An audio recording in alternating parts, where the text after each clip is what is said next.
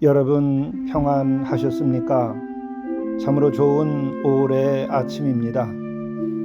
우리는 오늘도 아주 귀하고 특별한 선물을 받았습니다. 바로 다시 오지 아니할 오늘을 받은 것입니다. 이 귀한 오늘을 우리가 후회 없이 여한 없이 주께서 원하시는 바대로 진실한 사랑으로 오늘 하루를 온전히 살고 또 거룩한 우리들의 내적인 성장이 이루어질 수 있는 하루가 될 수 있기를 간절히 바랍니다. 함께 묵상하시겠습니다. 그러므로 사랑을 받는 자녀같이 너희는 하나님을 본받는 자가 되고 그리스도께서 너희를 사랑하신 것 같이 너희도 사랑 가운데서 행하라. 그는 우리를 위하여 자신을 버리사 향기로운 제물과 희생 제물로 하나님께 드리셨느니라. 자비로우신 주님, 오늘 우리들에게도 자비를 베푸사 하나님을 본받는 자가 되도록 인도하여 주옵소서. 그리스도께서 우리를 얼마나 사랑하시는가 하는 것을 실감한 하루가 되게 도와주시고 또 우리를 위하여 자신을 버리사 향기로운 제물과 희생 제물이 되신 그 주님의 사랑에 우리가 진심으로 감사하고 또 그 감사함으로 인하여 우리들도 거룩한 사랑의 삶을 살아낼 수 있도록 인도하여 주옵소서. 오늘 하루의 삶이 향기로운 제물이 되기를 간절히 바라오며 우리 구주 예수 그리스도의 이름으로 간절히 구하옵나이다. 아멘. 성경 말씀 로마서 6장 1절에서 9절 말씀입니다. 그런즉 우리가 무슨 말을 하리요? 은혜에 더하게 하려고 죄에 거하겠느냐? 그럴 수 없느니라. 죄에 대하여 죽은 우리가 어찌 그 가운데 더 살리요? 무릇 그리스도 예수와 합하여 세례를 받은 우리는 그의 죽으심과 합하여 세례를 받은 줄을 알지 못하느냐? 그러므로 우리가 그의 죽으심과 합하여 세례를 받음으로 그와 함께 장사되었나니 이는 아버지의 영광으로 말미암아 그리스도를 죽은 자 가운데서 살리심과 같이 우리로 또한 새 생명 가운데서 행하게 하려 함이라. 만일 우리가 그의 죽으심과 같은 모양으로 연합한 자가 되었으면 또한 그의 부활과 같은 모양으로 연합한 자도 되리라. 우리가 알거니와 우리의 옛사람이 예수와 함께 십자가에 못 박힌 것은 죄의 몸이 죽어 다시는 우리가 죄에게 종노릇하지 아니하려 함이니 이는 죽은 자가 죄에서 벗어나 의롭다 하심을 얻었음이라. 만일 우리가 그리스도와 함께 죽었으면 또한 그와 함께 살 줄을 믿노니 이는 그리스도께서 죽은 자 가운데서 살아나셨음에 다시 죽지 아니하시고 사망이 다시 그를 주장하지 못할 줄을 알미로라. 이것은 하나님의 말씀입니다. 오늘 영성 일기를 통해서 우리에게 주시는 하나님의 말씀은 로마서 6장 1절부터 9절의 말씀입니다. 이 말씀은 사도 바울이 믿음과 은혜로 죄에 대하여 사함을 받고 또 주님과 연합하여 새 삶을 사는 것에 관련하여 말씀하고 있습니다. 그런즉 우리가 무슨 말을 하리요? 은혜를 더하게 하려고 죄에 거하겠느냐? 그럴 수 없느니라. 죄에 대하여 죽은 우리가 어찌 그 가운데 더 살리요? 무슨 말씀이겠습니까? 은혜를 더하게 하려고 죄에 거하겠느냐? 은혜로 인하여 우리의 죄가 씻겨질 수 있게 되었던 것이죠. 그리고 또한 죄악이 큰 곳에 그에 비례해서 은혜도 클 수밖에 없겠죠. 그러므로 우리가 지속적으로 은혜를 입고 또 큰 은혜를 입고자 죄에 머문다든지 더 큰 죄를 저지르는 일이 필요하겠는가? 결코 그렇지 않다고 하는 것이죠. 그럴 수 없느니라. 죄에 대하여 죽은 우리가 어찌 그 가운데 더 살리요. 이제 은혜를 얻기 위하여 더 죄를 지어서는 아니 되고 그럴 필요도 없다고 하는 것이죠. 여기서 우리는 사도 바울의 그 참된 믿음과 그 거룩한 새로워진 존재의 모습을 우리들이 분명하게 보게 됩니다. 죄에 대하여 죽은 우리라고 표현하고 있습니다. 이것은 우선 사도 바울의 고백인 것이죠. 그는 분명히 죄에 대하여 죽었다고 자기 스스로를 생각하고 있는 것입니다. 아니, 죽었다고 생각한 것만이 아니라 죽은 자기 자신을 그 스스로가 발견하고 있는 것이죠. 우리의 평생 소원은 무엇입니까?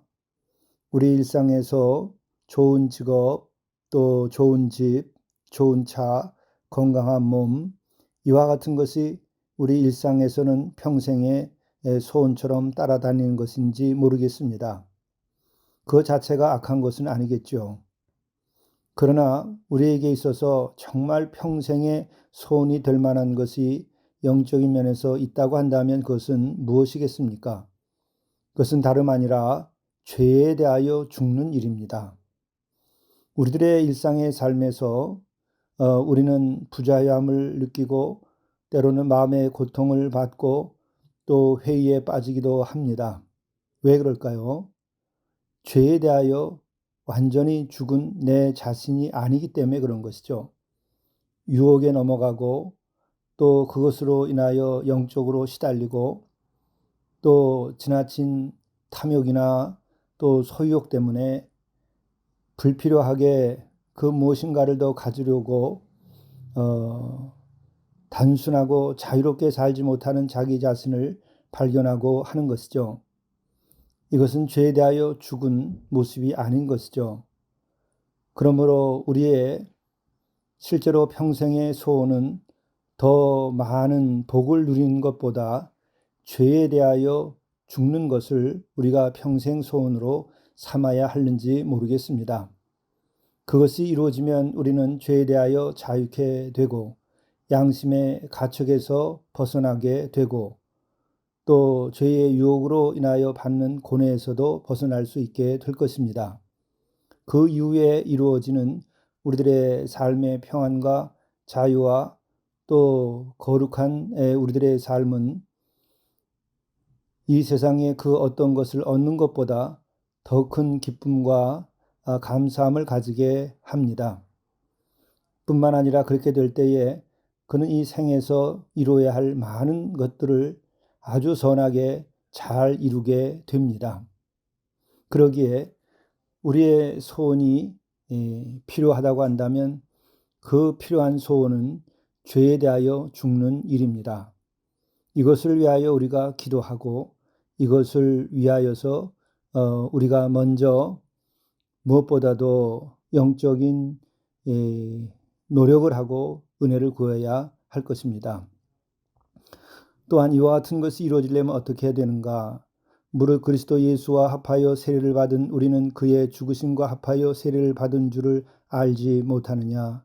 그러므로 우리가 그의 죽으심과 합하여 세례를 받음으로 그와 함께 장사되었나니 이는 아버지의 영광으로 말미암아 그리스도를 죽은 자 가운데서 살리심과 같이 우리로 또한 새 생명 가운데서 행하게 하려 함이라. 예수와 합하여 세례를 받게 될 경우에는 그 주님의 죽으심과 합하여 세례를 받는 것이 되기에 온전히 죄에 대하여는 죽을 수 있게 된다는 것이죠. 그런데 우리가 일상에서 받는 세례를 통하여 이렇게 될 수 있는지, 우리는 스스로를 돌아보게 됩니다. 우리가 참 세례를 받아야 됩니다. 그것은 다른 그 어떤 누구로부터 받는 세례, 이름 있는 그 목회자로부터 받는 세례가 아니라 예수와 합하여 받는 세례여야만 하는 것이죠. 그래서 예수님의 죽으심과 합하여 세례를 받을 수 있게 되어야 합니다. 우리가 그의 죽으심과 합하여 세례를 받음으로 그와 함께 장사되었나니 이는 아버지의 영광으로 말미암아 그리스도를 죽은 자 가운데서 살리심과 같이 우리로 또한 새 생명 가운데서 행하게 하려 함이라. 죽으심과 합하여 세례를 받음으로 우리가 온전히 우리 자신이 장사되는 은혜가 임하여야 됩니다. 주님의 죽으심과 합하여 세례를 받음으로 온전히 주님과 함께 장사될 수만 있다면 우리는 죄에 대하여 죽는 것이요 죄의 유혹과 또 죄로 인한 우리들의 마음의 여러 번민과 고통에서 자유케 될 수 있는 것이죠. 그러한 면에서 우리는 예수와 합한 참 세례를 받아야 되고 그것은 곧 그리스도와 함께 세례 시에 장사되는 경험이 있어야 되겠죠. 우리가 지난 세례를 받는 때에 이와 같은 경험이 없다 할지라도 우리는 그 세례는 바로 그와 같은 의미인 것을 깨닫고 우리가 다시금 그리스도와 합하여 우리들이 함께 장사 되었음을 우리가 경험하고 죄에 대해서는 온전히 죽는 자유를 우리가 누려야 할 것입니다. 또한 5절 말씀에서는 또 다른 희망을 줍니다. 만일 우리가 그의 죽으심과 같은 모양으로 연합한 자가 되었으면 또한 그의 부활과 같은 모양으로 연합한 자도 되리라. 예, 궁극적인 것은 죽는 데 있는 것이 아니라 부활에 있고 영생에 있는 것이죠. 그런데 그 부활과 영생에 이르고자 하면 예수님의 죽으심과 합하여 온전히 죽어야 한다는 것이죠.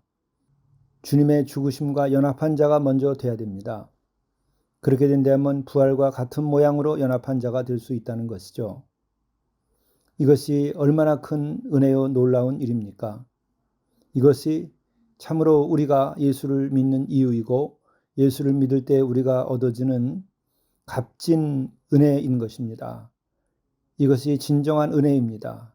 값싼 은혜가 아니라 그리스도의 그 대속적 죽음, 그 십자가의 고난, 그것이 바로 우리를 위한 것이 되는 것이요.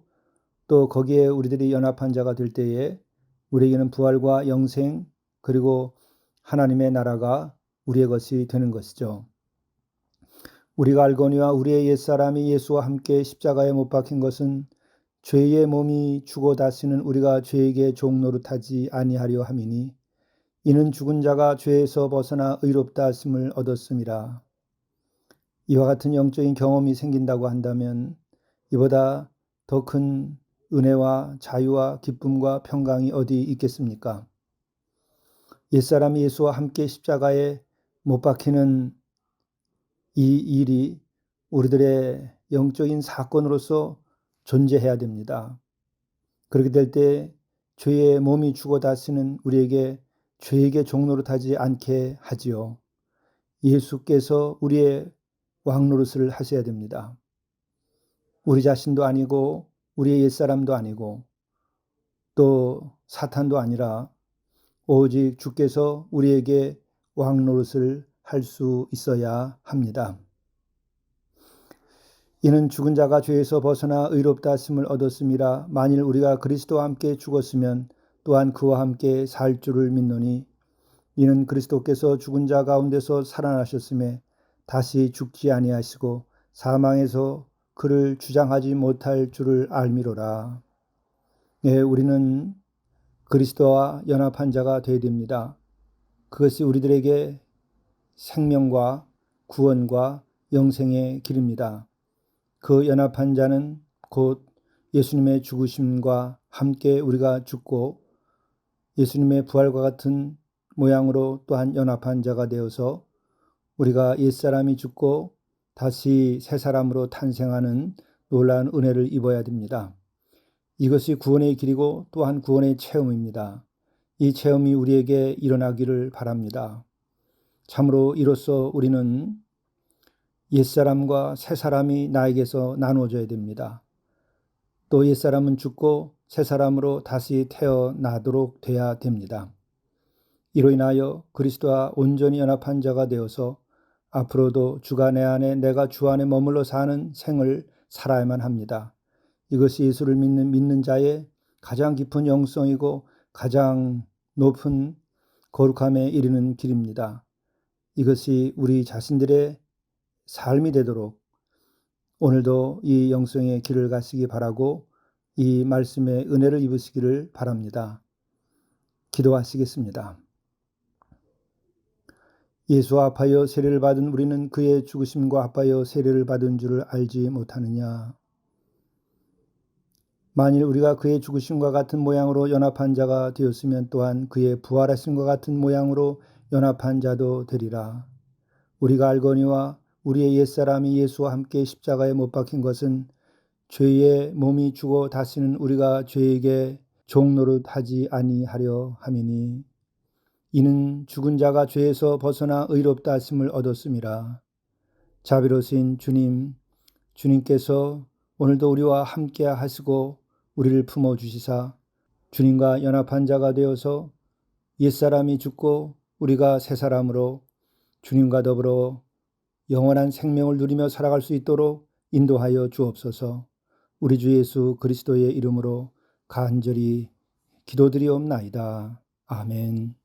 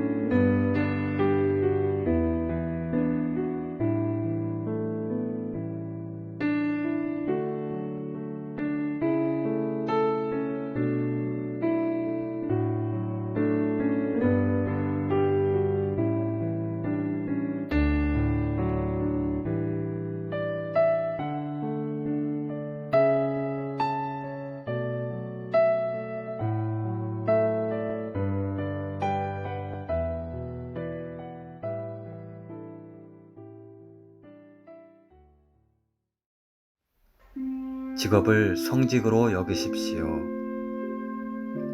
무슨 일을 하든 마음을 다하여 주께 하듯 하고 사람에게 하듯 하지 마십시오.